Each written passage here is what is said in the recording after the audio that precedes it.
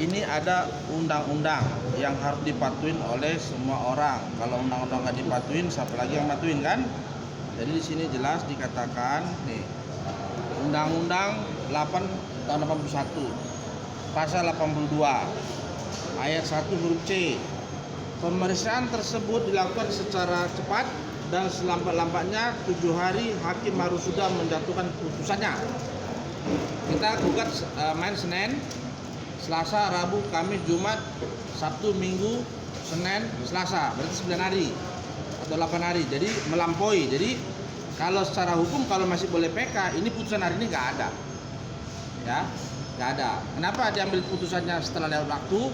Hanya hakim yang tahu. Coba tanya, kenapa dengan sengaja membaca putusan pada hari yang sudah melampaui? Jadi artinya perkara ini tidak pernah diputus secara ketentuan hukum. Ya, itu satu. Di nomor 73, 74, 75 kurang lebih sama.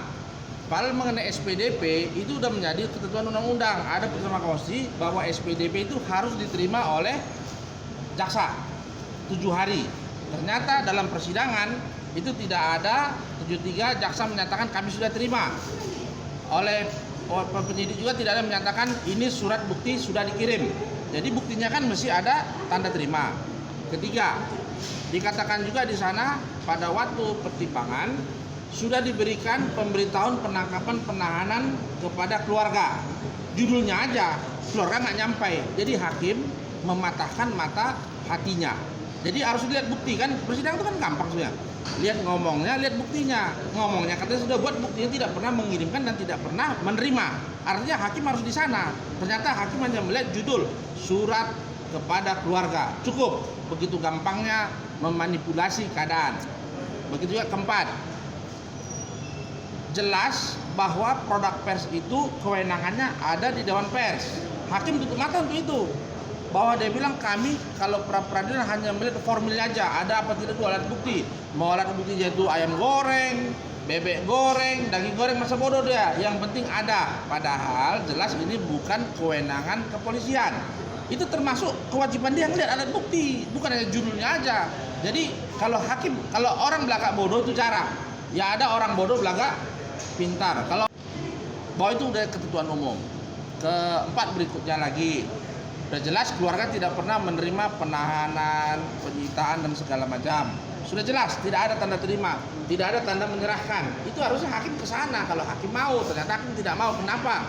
Karena diputuskannya sudah lewat waktu, tanggal 8 hari lewat. Maka besok kami akan mengajukan pra-peradilan lagi, mungkin 5 atau 4. Sudah tahu cara berpikir hakim. Jadi kan kita ini pra-peradilan tidak ada batasnya.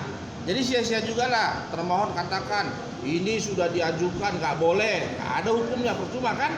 Nah, jadi memang hakim belum mau kasih saja. Jadi ada 4 hal yang belum diperiksa oleh hakim tapi sudah diputuskan. Kalau ada PK masuk ini. Kalau PK itu artinya hakim melampaui kewenangannya atau hakim hilaf. Tapi kan nggak ada PK, iya prapit lagi. Nah, jadi itu kita lakukan sampai Ruslan dinyatakan tidak terbukti tersangkanya. Nah, kelima yang saya lupa. Tadi kan jelas katanya ini kan penetapan tersangka. Tapi alat buktinya itu ada tanggal 28, 29, 30 dan seterusnya. Itu ditarik lagi seolah-olah ada. Dipakai untuk penetapan tersangka. Jadi sebenarnya hakim nggak jelas juga kemana arahnya ini.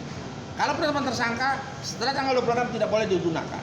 Nah, tadi dikatakannya ada 4 ahli. 4 apa 3? 3 ya. Kan tanggal 26. Katanya sudah diperiksa 4 ahli. Jadi cukup alat buktinya. Jadi saya bingung.